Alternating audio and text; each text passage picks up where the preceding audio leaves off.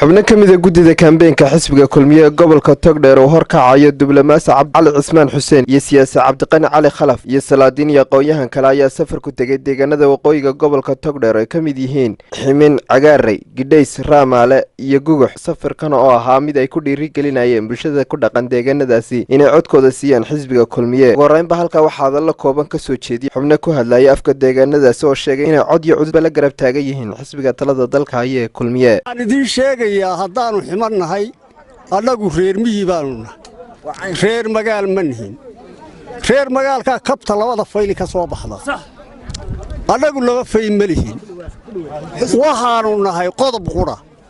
kulmiyaanu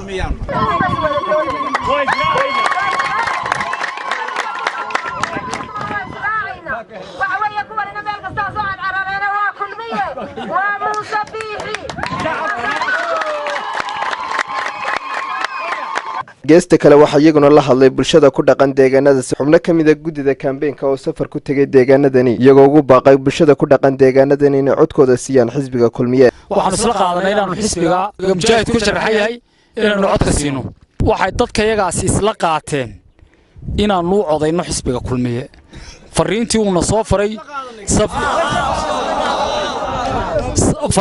fariintii aanu ka sidnay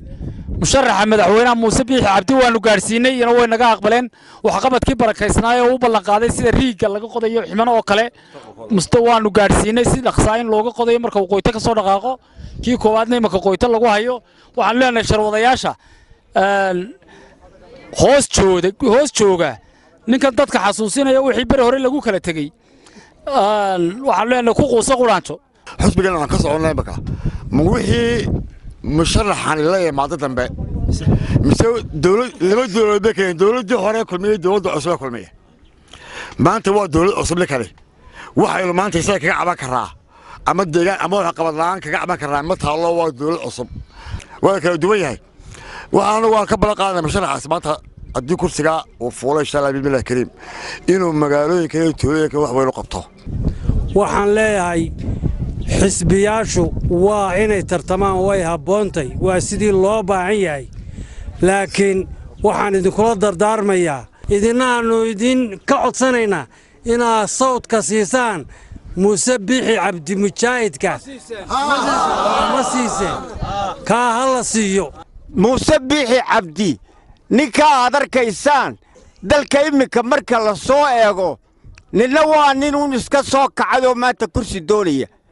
ninna colaada gudaha iyo dibadda mid walba taala waa nin og oo dabadna wixii la macni meesha khatarta Soomaaliland ay uga soo dhowdahayba nin dareenkeeda haya weey dadkeenu soo Kulmiye maaha soo diyaaru ma nihin